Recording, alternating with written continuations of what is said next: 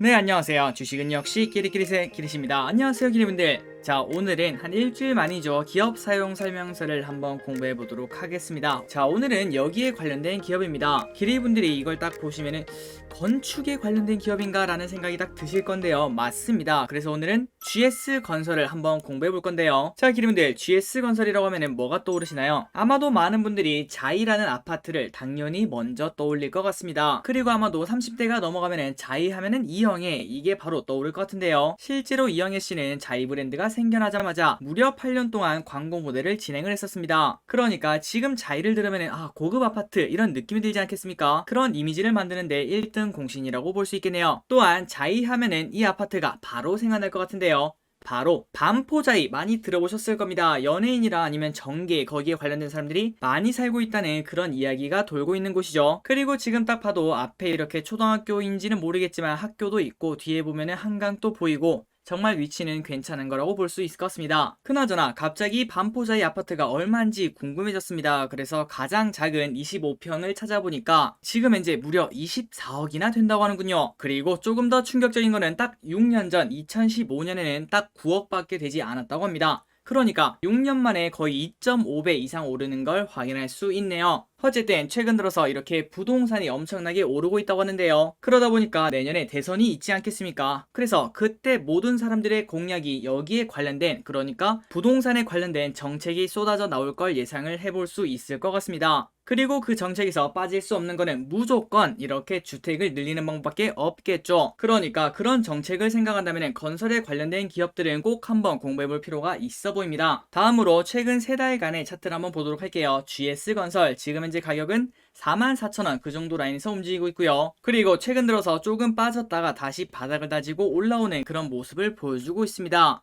그런데 여기서 조금 더 특이한 점이 있었습니다. 바로 이 차트입니다. 한번 보도록 할게요. 이렇게 파란색 선이 이게 주가입니다. 주가가 이렇게 쭉 떨어졌다가 올라오는, 방금 전에 봤던 약간 옆으로 퍼진 V자 모습인 걸 확인할 수 있죠. 자, 그런데 주가가 떨어질 때는 여기 보시면 파란색이 많은 걸 확인할 수 있습니다. 그게 바로 기관의 매도세예요. 그런데 어느 순간부터는 이렇게 파란색이 없어지는 걸 확인할 수 있고요. 그리고 그때부터 빨간색이 들어가면서 주가가 올라가는 걸 확인할 수 있죠. 그러니까 이 GS건설 같은 경우에는 기관이 매수하냐 매도하냐에 따라서 엄청나게 차이가 있다는 겁니다. 그런데 최근 들어서는 여기 빨간색이 많은 거 보니까 매수를 엄청나게 하고 있고 그 덕분에 주가가 오르고 있다는 거네요. 자, 한번 확인하도록 하겠습니다. 외국인 기관의 순매매 거래량을 보시면은 최근 15일간 미치도록 사는 걸 확인할 수 있습니다. 그리고 기관뿐만 아니라 외국인도 지속적으로 매수하는 걸 같이 확인할 수 있고요.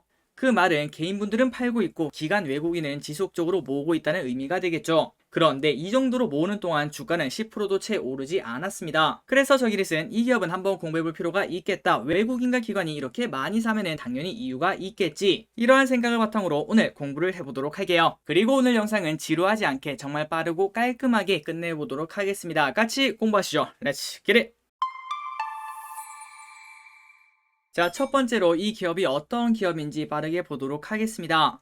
그리고 들어가기 앞서 좋아요를 누르시면 저 기리색에 매우 큰 힘이 됩니다. 정말 감사합니다. 기업 개요 1969년 12월 락히 개발로 설립이 되었으며 인프라, 건축, 주택 신축 판매, 플랜트, 전력 및 해외 종합 건설업 등을 주요 사업으로 영위하고 있다고 합니다. 그리고 우리가 모두가 알고 계실 거라고 생각합니다. 국내 건설 시장은 성장 한계가 당연히 닫혀 있겠죠. 그래서 그런 한계를 극복하고 도약하기 위해서 제조업 등 탈건설 사업을 비롯한 신성장 동력 발굴에 힘을 쓰고 있다고 합니다. 자, 그나저나 여기 보시면 락키 개발이라고 적혀 있는데요. 이걸 보시면은 야, 이거 혹시 럭키인가 이런 생각이 듭니다. 그래서 한번 이름이 어떻게 바뀌었나 그걸 봤더니 첫 번째는 락키 개발이었고요. 그 다음에는 럭키 개발이 되었고, 다음에는 이제 LG 건설로 변하게 되었습니다.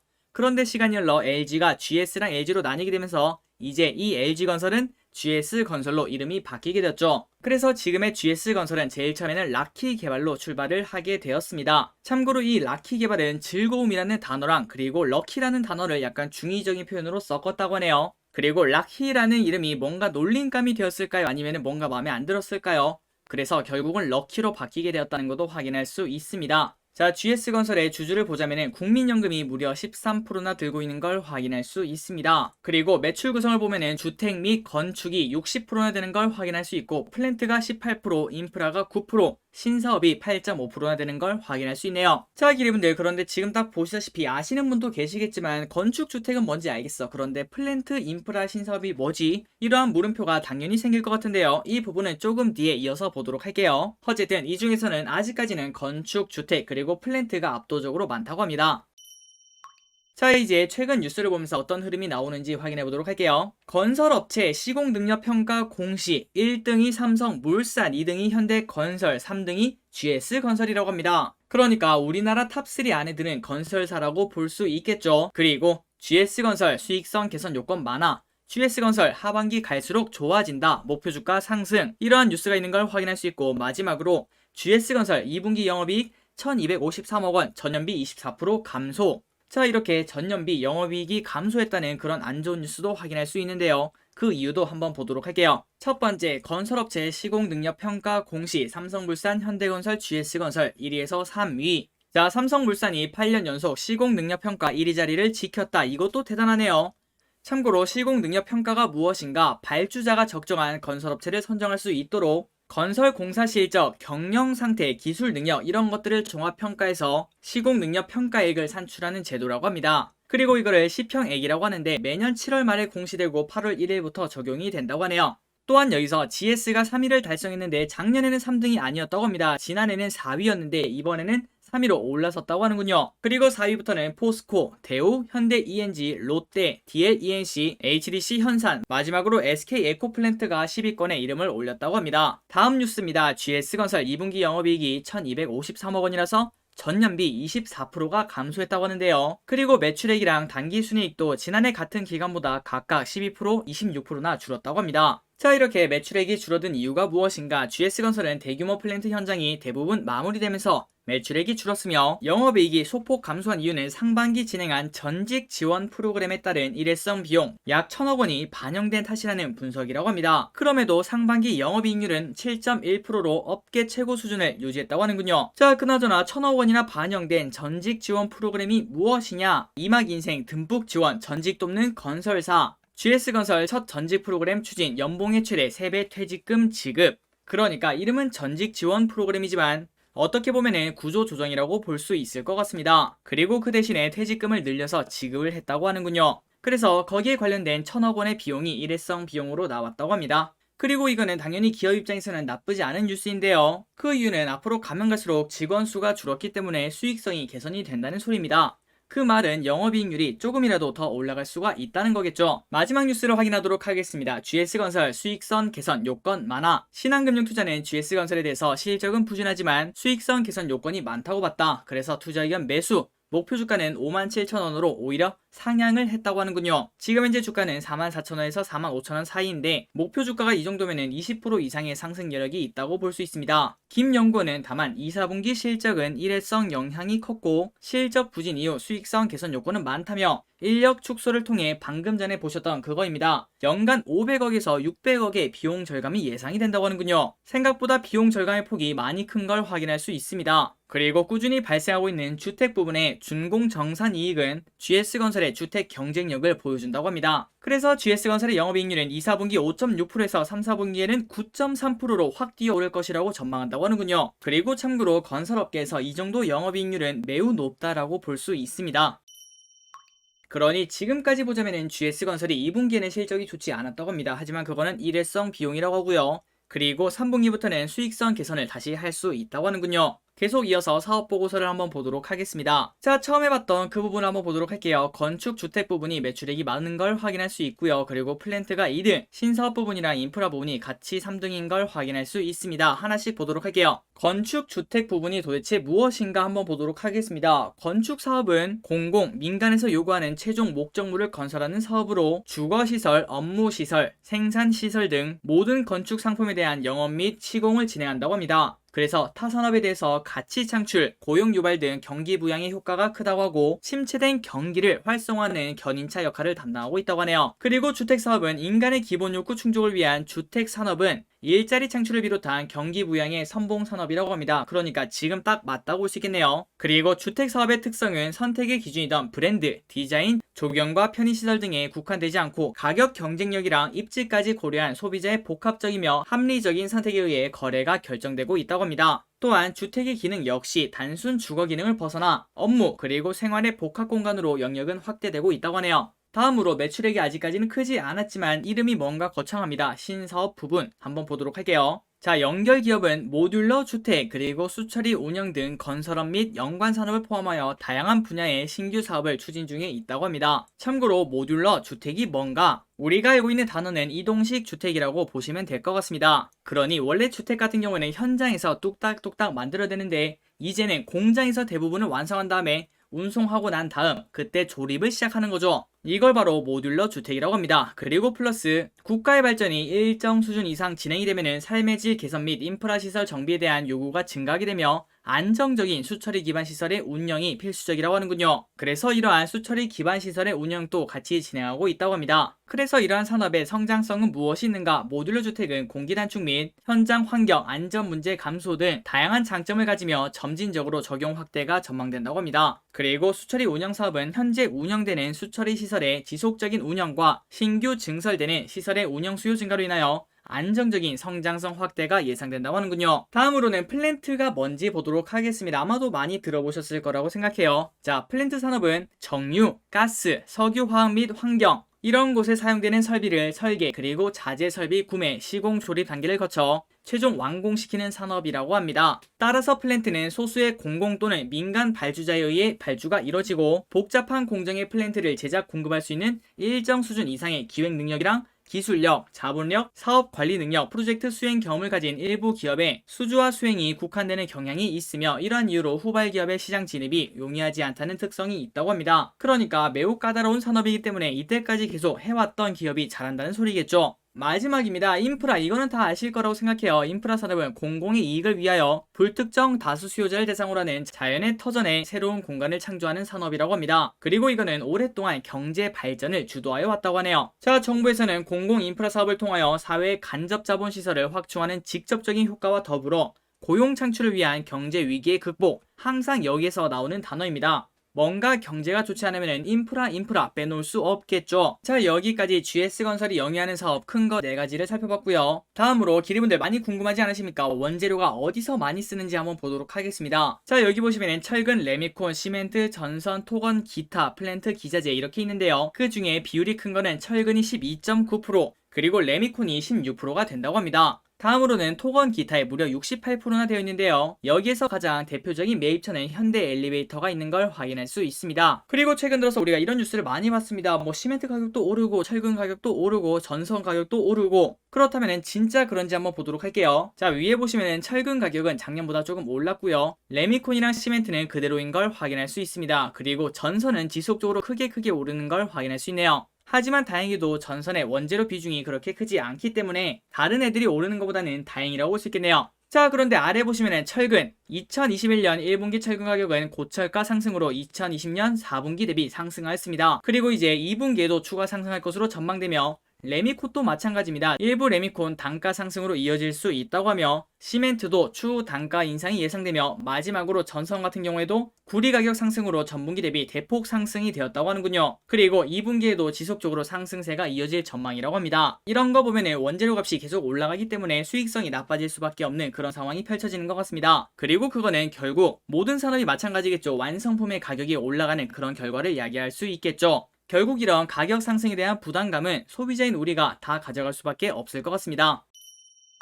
다음으로 리포트를 보도록 할게요. 자, 벌써 마무리할 시간이 다가오고 있습니다. 빠르게 끝내보도록 할게요. 자, GS건설을 확인해보면 적정 가격이 5만원대 초반에서 6만원까지 있는 걸 확인할 수 있습니다. 그러니까 가장 낮은 5만 1천원을 봐도 여기서부터 10%에서 15%의 상승 여력이 있다는 걸 확인할 수 있죠. 그리고 어제 나온 따끈따끈한 리포트를 보면 6만원이 되어 있는 걸 확인할 수 있습니다. 그 말은 지금보다 25% 이상의 상승 여력이 있다는 걸 확인할 수 있네요. 자, 그래서 한번 확인하도록 하겠습니다. 이베스트 투자증권에서 나온 리포트인데요. 인력 구조 조정, 비용 반영, 기다려지는 주택 매출 성장. 자, GS건설의 2분기 매출액은 전년 동기 대비 감소를 했다. 그리고 영업이익도 감소한 것을 확인할 수 있네요. 이는 4월부터 시행된 전직 프로그램 우리가 다 알고 있는 부분입니다. 그래서 여기서 나온 1천억 증가에 기인한다고 하는데요. 하지만 이거는 일회성 비용이라는 거. 그래서 그런 것 때문에 이미 주가에 선반영된 것으로 판단을 한다고 합니다. 더 이상 신경 쓸 필요가 없다는 거겠죠. 그런데 아쉬운 부분은 매출액 성장성이라고 합니다. 특히 높은 수주 잔고와 올해 분양 호실적에도 불구하고 실적을 견인할 주택 부분에서 매출 성장이 아직까지 나타나지 않는다고 하는데요. 그런데 결국 성장은 속도의 문제라고 합니다. 신사업으로 체질 개선을 지속할 것이라고 하는데요. 자, GS건설의 지난해 분양 26,900세대를 고려했을 때 성장성 회복은 사실 시간의 문제라고 합니다. 내년 상반기 중 신사업 부분인 스페인 수처리 업체 이니마, GS 이니마가 상장을 준비하고 있고, 추가적으로 신사업 부분 매출 성장 혹은 가시화, 예를 들자면은 전기차 배터리 재활용, 데이터 센터 착공, 캘리포니아 재건축, 프리캐스트 콘크리트, 베트남 거푸집 등 이런 것들이 점진적으로 나타나면서 건설 본연의 밸류에이션 캡이 열릴 것으로 기대하고 있다고 합니다. 그래서 볼륨의 성장뿐만 아니라 체질의 개선에 주목한다고 하는군요. 그러니까 이렇게 다시 정리를 할 수 있을 것 같습니다. 지금까지는 건설 회사입니다. 하지만 건설은 위에가 닫혀있죠. 하지만 신사업을 계속하면서 지금까지는 1층에 있던 천장이 저기가 하늘인 줄 알았는데, 하지만 이제는 2층을 노려보겠다는 겁니다. 물론 그때까지 시간은 조금 걸리겠지만 결국 성장은 속도의 문제라고 하고 언젠가는 2층으로 올라간다고 하는군요. 자, 대부분의 건설회사가 그러듯이 매출액은 지속적으로 늘지 않는 모습을 보여줍니다. 항상 매출액은 10조 원 근처에서 왔다 갔다 하는 걸 확인할 수 있죠. 그런데 그 와중에 영업이익은 지속적으로 쭉쭉 올라가는 모습을 보여주네요. 그래서 올해 예상퍼가 7.2, 내년에는 5.9, 그리고 2023년에는 5.2까지 떨어진다고 합니다. 그러니까 이 정도면 비싸다라고 할 수는 없다는 거겠죠. 그리고 작년까지는 영업이익률이 7.4%였는데 올해는 8.2%, 내년에는 9.2%까지 쭉쭉 성장할 예정이라고 하네요. 그 말은 지금은 이제 양적 성장은 닫혀있지만 질적 성장을 해내겠다는 거겠죠. 그래서 실적을 보자면 지금 현재 가격이 그렇게 비싸지만은 않구나라는 걸 느낄 수 있습니다. 다만 다른 성장주 기업처럼 드라마틱한 성장을 기대할 수는 없겠지만요. 자, 아까 보셨던 GS 이니마 아직까지 상장을 하지 않았는데요. 내년에 상장 예정이라고 합니다. 한번 이게 뭔지 삼성증권의 리포트를 통해서 빠르게 확인하고 넘어가도록 하겠습니다. 자, GS건설이 100% 지분을 보유한 역삼투합 방식의 해수 담수화 및 합해수 처리 기업이라고 합니다. 그리고 아래 보시면 약 100만 명 주민에게 상수도를 공급하는 프로젝트를 영위하며 이를 계기로 글로벌 워터 인텔리전스가 발표하는 세계 50대 물 관련 기업 중 45위에 올랐다고 하는군요. 그래서 이러한 기업이 내년 상반기에 상장할 예정이라고 합니다.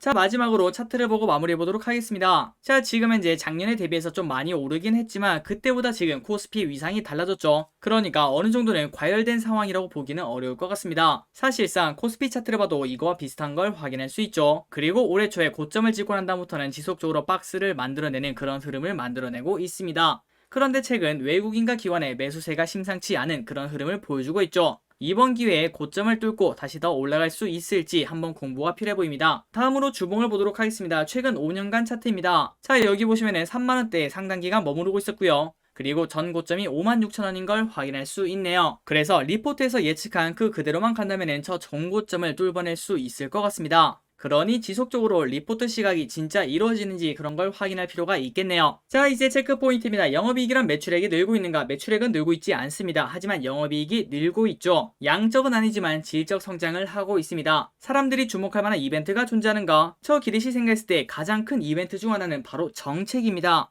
그런데 이 기업은 내년 초반에 대선이 있지 않겠습니까? 정책 관련주로 당연히 꼽힐 수 있는 그런 기업이라고 볼 수 있습니다. 마지막으로 안전마진이 존재하는가? 지금 현재 차트를 보자면은 이 정도면 좀 많이 올라온 거 아닌가 그런 생각이 들지만, 하지만 실적을 보자면은 포 5 정도면은 너무 낮은 거 아닌가 이런 생각을 해볼 수 있을 것 같습니다.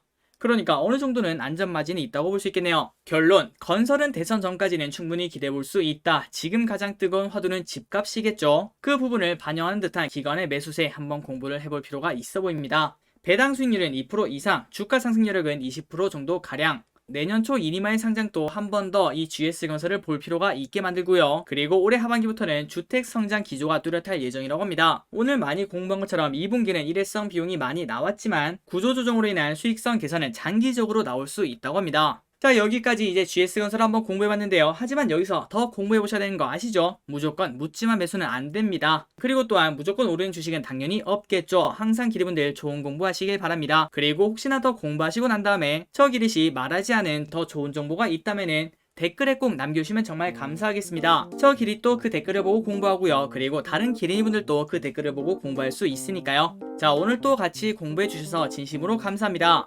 기린이분들 최근 들어서 장이 조금 좋지 않은데요. 너무 걱정하지 마시기 바랍니다. 지금까지 기리셨습니다. 빠이요.